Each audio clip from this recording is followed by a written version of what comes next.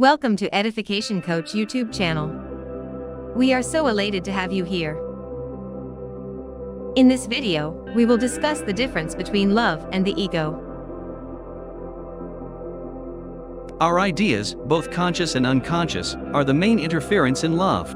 They keep us from loving, and they create a lens through which we view others through a lens that is often muddied by misconceptions, hurt, fear, and past relationships, including those with parents. We see the other not as he or she actually is, but as we suppose he or she is. The other, of course, does the same. Many books have been written about this phenomenon, because it is at the heart of most relationship difficulties. This video is not about analyzing and clearing away the projections, judgments, and other conditioning that interfere with relationships. To love others, we don't have to eliminate our conditioning and projections. We just have to drop into the core of our being, where oneness and love exist, and be with the other person from there. We just have to give our attention to love rather than to our judgments and other conditioning. It isn't difficult, but it does require a willingness on our part, and therein lies the challenge. To do these things, we have to be willing to see that the state of mind from which we ordinarily see the world, the egoic state of consciousness, is not the best place, nor the only place, from which to live. There is another possibility, and that is to live from a deeper place, from essence, or the divine self that is living this life through us. Essence has intentions for us in this lifetime, and they often involve relationships with others. If we remain in the egoic state of consciousness and attached to our conditioning, we might miss out on the relationships essence intends for us. A meaningful relationship is possible, but to find it, we have to be willing to approach a relationship from essence rather than from the ego. The ego, who we think we are, with all the judgments, conditioning, and projection, is an imposter, and this imposter is the saboteur of all relationships, and of happiness in general. The ego is the false, or conditioned, self, as opposed to the true self, or essence. It is made up of conditioning beliefs, opinions, judgments, shoulds, and any number of ideas that are part of our programming and psychological makeup. This conditioning affects how we see and react to the world, and we often respond unconsciously to it without realizing that we have a choice. The ego is the voice in our head that admonishes and pushes us, chats with us, judges, fantasizes, and tells us what to do and how to do it. It is also behind most sentences that begin with I. It is the ongoing inner commentary we all are so familiar with. This aspect of the mind is often referred to as the egoic mind, and it is apart from the more functional mind that we use to read, learn, compute, analyze, and so forth. The ego tells us how to run our life, but it doesn't have the wisdom to guide us. Instead, it is the cause of suffering because its voice is so often negative and leads to negative feelings. Its perceptions and values are too limiting and narrow to encompass the truth about life. The egoic mind is an archaic aspect of ourselves that we are evolving beyond. Essence, on the other hand, knows how to live this life perfectly, and it does so with love and grace. So let us explore the possibility of relating to others from essence, and how to move from the ego to essence, and find a truly meaningful relationship.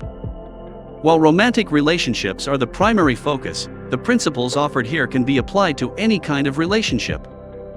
Ego and essence. To understand relationships, we have to start with who we really are. We can't really know another if we don't know ourselves. The difficulty in knowing the other is misunderstanding who he or she is. We take others at their word, they tell us what they do and what they like, and we think we know them. We think that's who they are. The problems begin there because, depending on what we do and what we like, we have lots of ideas about whether we like the fact that they do or don't do something, or like or don't like something. So we need to get back to basics, back to the essential self-essence. What is behind the mask of who someone says he or she is, and who we say we are? What is behind the mask is the same from one person to the next because there is only one being here. That is the most basic truth of life. One being is creating all of these different expressions of life. There's only one being here, and not only are you it, but everyone and everything else is also it. Let this sink in a moment. What would your life be like if you really took in this truth and knew it in your bones? What if you knew that the other was your very self and, moreover, that the other was the divine self? This truth is very difficult to see because we are programmed to see ourselves and others as separate entities. Furthermore, we operate through a body-mind that is programmed to experience differences as a potential threat. The ego, the aspect of ourselves that appears to be running the show and using our mind to do it, is deeply conditioned, or programmed, to react to differences as alien to itself and therefore potentially dangerous. It views others as a threat to its survival, and yet it needs others to survive. What a dilemma and interesting situation we find ourselves in. As long as we see ourselves as the ego and the mind, we are bound to feel tension between ourselves and others, especially when we perceive differences. Since every person is entirely unique from every other, this tension is nearly ongoing. We experience occasional relief from it when we meet someone who is similar to us in some way, or when we think someone is similar, but eventually, the differences show up. The ego feels that it must do something about these differences. It points them out, judges them, argues with them, attacks them, and tries to change them. Differences make the ego feel superior, inferior, defensive, frightened, or angry, not loving, kind, compassionate, or even curious. For the ego, differences stir up inner and outer conflict and plenty of feelings. This is the ego's experience of relationships. For the ego, relationships are difficult and stressful, and other people are never quite right. It judges by saying if only, it dreams. It's sure the problem is that the right person just hasn't come along. If only the right person would come into my life, then I could relax and live happily ever after. Even those in relationships often secretly dream of another more perfect relationship. This is the way the ego deals with every aspect of life, not only relationships. It longs and hopes for a better this and a better that. It's never satisfied with life, no matter what life brings. It sees life as falling short no matter what happens, and it sees relationships this way as well. As long as our identity is tied up with the ego and its servant, the egoic mind, we will never be satisfied with life or with our relationships. Fortunately, we are not our ego or our mind. We are only programmed to think we are. Once you see this, you can begin to experience your true self and live your life and carry on your relationships from there. From essence, true love is entirely possible. But it is not possible from the ego. What does the ego know about love? It knows only about protecting its interests, and there's no room for that in true love.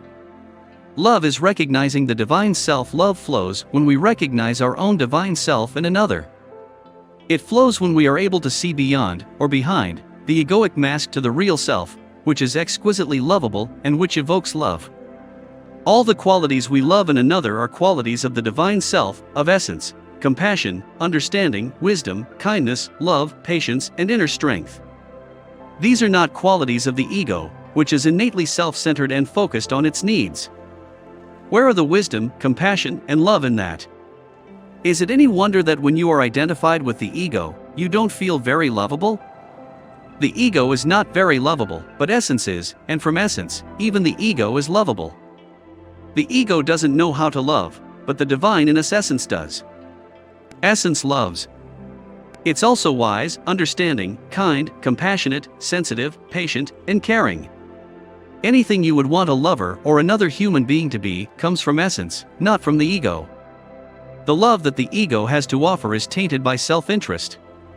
What's in it for me lingers in the background of every interaction between egos. This is not love, but manipulation disguised as love or kindness. It may be better than undisguised manipulation, but it's still not love in its purest sense. Pure love can only come from our true nature essence, which is unadulterated goodness. Essence loves because it feels good to love and for no other reason. Why does it feel good to love?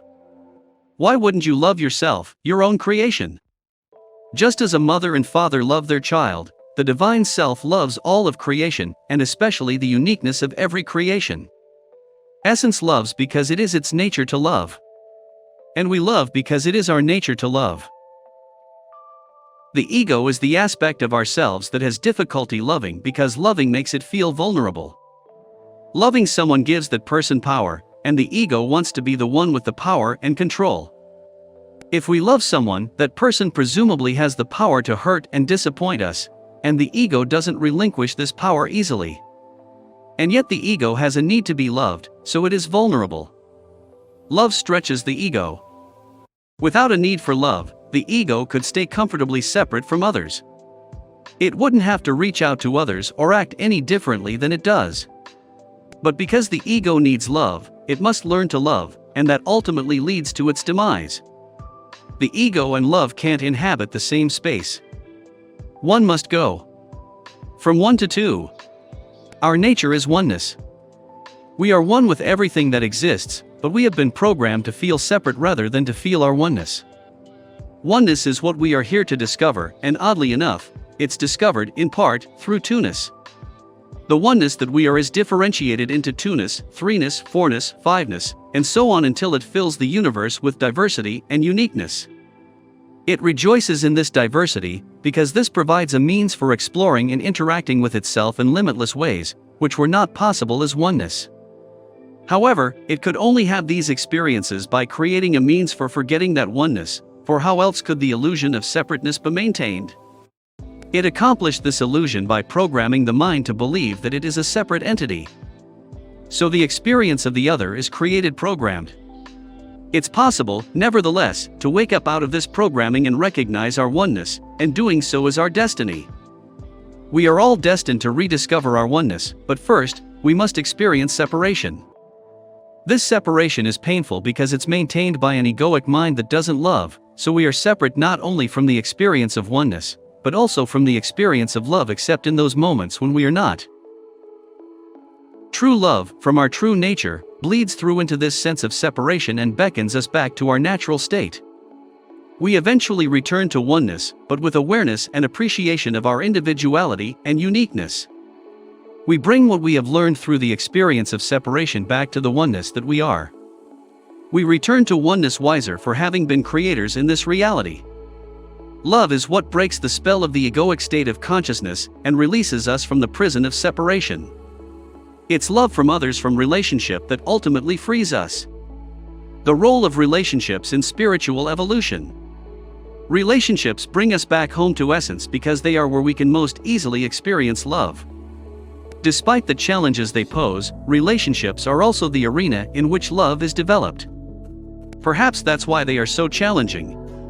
The ego both wants love and chafes against it because love threatens its existence. The ego can't coexist with love because love is not part of its nature. When we are expressing love, we are aligned with essence, not the ego. Love breaks through in relationships because essence breaks through in relationships. Essence also breaks through and is expressed in many other moments of life, but it has more opportunities to be experienced in relationship because the desire for relationship creates an openness to love.